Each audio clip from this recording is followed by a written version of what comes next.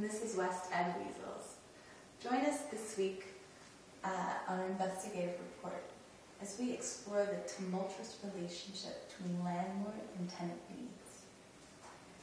We are now at the home of Jess Taylor in the quiet neighborhood of Roncesvalles, but all is not so quiet.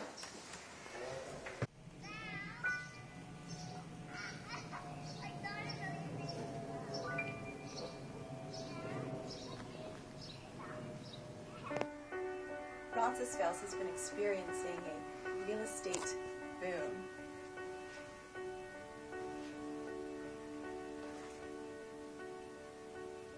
And tenants are struggling. Hi, Jess Taylor. Hi, Bev. Thank you for meeting with me. Of course. So, tell me what's going on here with your landlord. What's the situation here? Well, my landlord was a great landlord at the beginning. You know, I felt like we were truly connected, and finally I found someone that could understand my complicated tenant needs. What are those needs? Well, you know, I'm a writer. I have lots of books. I like to work from home. I don't like when people touch my books. That's understandable. So you heard the news that, you know, your house was going on sale. Yeah, so I've been living here a year, and I mean, I should have known, because she was always around fixing up things and gave me all this great stuff to store my books.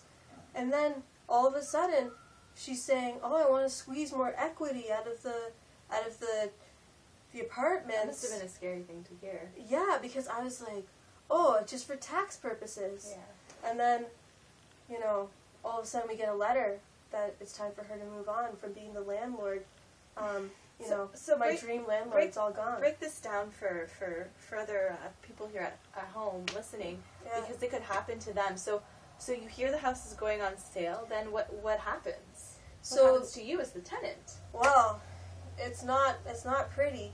So you would think that maybe they would just evict you, which would be really bad too. But they can't legally just do that. They have to give you due notice. Right. So what happens is they sell it from under you. And so I'm living here, but this is staged for sale. So they want to make it look like someone doesn't even live here. Even though I'm a tenant, I'm paying to live here. I'm still living here, I'm still paying my rent. And so the landlord came, and she's been renovating since the first week of April, renovating nonstop. It was the final, the semester end, you know. And then she just comes, and they have stagers come, they rearrange everything. Explain to everybody at home, what is a stager? Oh, sorry, I'm getting a little worked up. No, it's okay, it's okay. I'm here for you. Thank you. Take your time. Okay, a stager is someone, they come in and they touch your things, including your books. And they move it. So then they move your things. So even though you're not moving, your things will still get moved if your landlord is going to sell your apartment. You still live here. I still live here, but they come and they move my things. And you told me earlier before, being confident off camera, that there's a certain futon that was special to you. It was very special to my family. What happened there, Jess? They took it and put it in the storage locker because it was too ugly and old. It was my parents' first bed together. You know, and now it's the futon in my house. It's torn up. I've had many a romantic encounter on that futon. And now it's gone, far, far away. I have a signed letter that says I'll get it back, but I had to really push for that letter. The stagers wouldn't sign it, and we know why now that they've come and touched all my things. But stressful. Very stressful. Stressful. The landlord wrote me a letter and gave me a bottle of wine in replacement for my futon.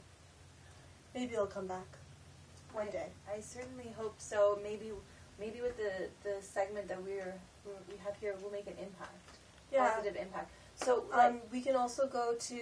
Can I just plug something really quickly? Oh, certainly. I've started one of those You Change petitions online to save Jess's futon. So you can go and sign the petition. It's at change.org. You can also follow the link on our website to get more information on that. Thank you. So just a few more questions. I know it's very difficult for you to talk about this, but Emotional. what is your greatest fear here? Like, as a tenant, you know, you are not a homeowner. No. Homeowners have these rights that, you know, tenants do not have, and that's obviously a very scary thing. Mm-hmm. What is your fear here? I think, well, a lot of my greatest fears already came true. They touched all my books. Right. You know? Right. And you have a vast collection. I have a lot of books. Right. But I mean, other than that, I just don't want to be on the street, you know? Of course, yeah. We won't let it come to that. Last question. What are you hoping to, by coming forward with your story, what are you hoping could perhaps emerge out of that and your struggles so that it was not in vain?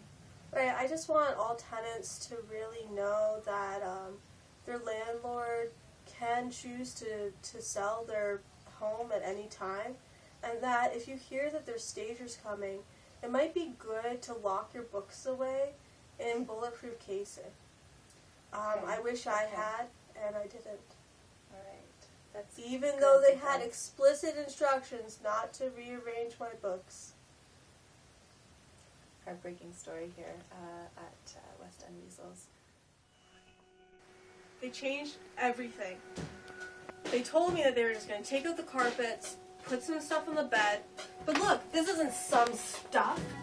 This is what is this? This is meant for like a grandmother to have on their bed, not a 26-year-old successful young woman.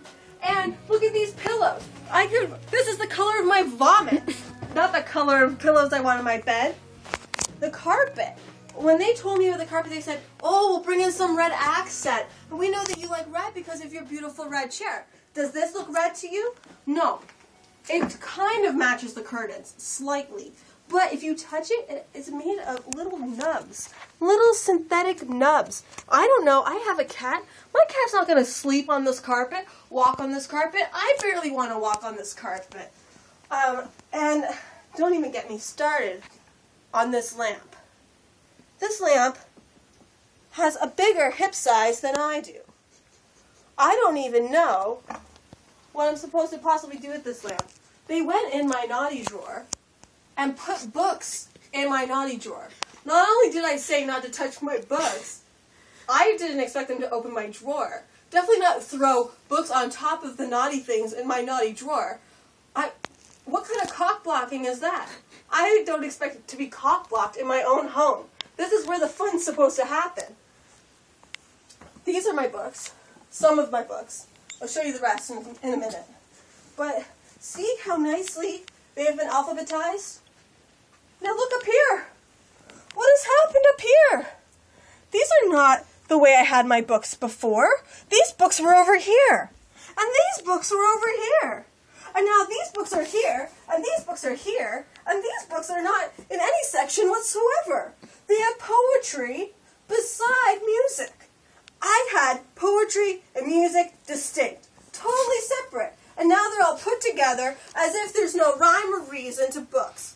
Well, there is. I'm sorry. I have been reading books since I was 4 years old, and I know that they don't just belong shoved up on top of some shelf to look good with my bookends that are barely even being used to hold up actual books. Look, they're not falling over. Bookends are made to hold up books. God. And then over here, this is more or less okay.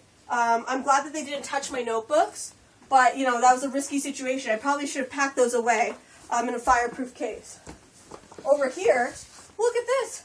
These are DVDs. These are books. Originally, I had these books up here. They were just books that I think are funny. Books like that I just want to check on. Like books I don't really take seriously. My roomie book. My roomie book's now up here on its own. This, look, Coleridge is upside down. The complete works of Coleridge. How can they put it upside down? This is such an old book. Why does it belong? It does not belong like this. It does not belong like this. How is that staging? That's not even staging when you have it upside down. It looks as if the people who live here don't even know what a book is, what direction a book should go. It's good.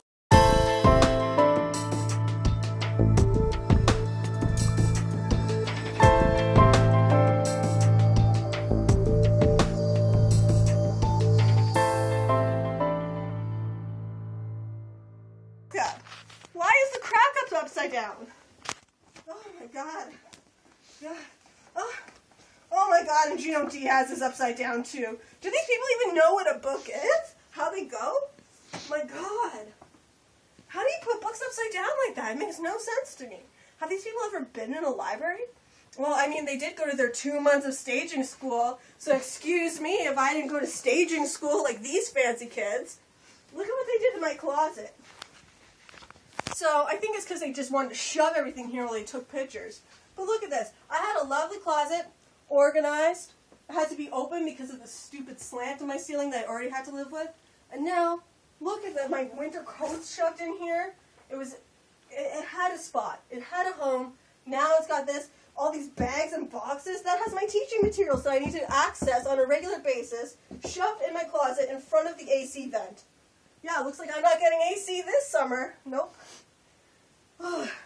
And now, don't get me started on the bowls. There's just bowls everywhere. I think that in staging school, you know, that big exclusive program that happens for, 2 months, a condensed 2-month semester of staging school, they teach you that if you put a bowl on a surface, it shows you how big the surface is or something. Some sort of spatial recognition. But there's bowls everywhere. Look at that. There's a bowl there. There's a bowl there. There's a bowl there. Okay, calm down, Jess. Calm down. There's bowls everywhere. There's bowls everywhere. Growing a coat of mail. Light going dim. Is it my eyes or a cloud or the sun itself or the window? I can't see the point of the needle or the other end of the thread. I want that moment again when I spread out like olive oil in the skillet. The same heat makes iron steel. Abraham, a bed of jasmine sitting quietly or talking. Unmanned, I'm a true person, or at least the ring knocker on the door where they live. The prophet says, fasting protects. Do that. On dry land, a fish needs to be wrapped in something. In the ocean, as you see, it grows a coat of mail.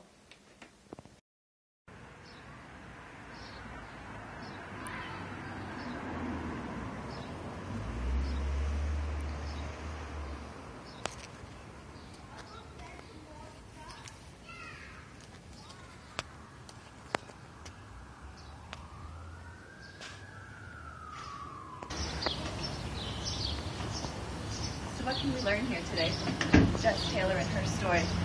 Well, there's a few things.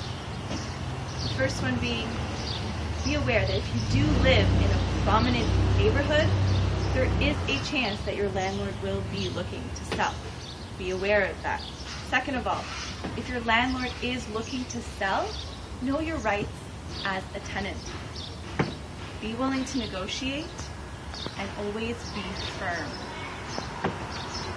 Well, that's it for us here today. I'm Bev Du Maurier saying don't be a weasel and good night.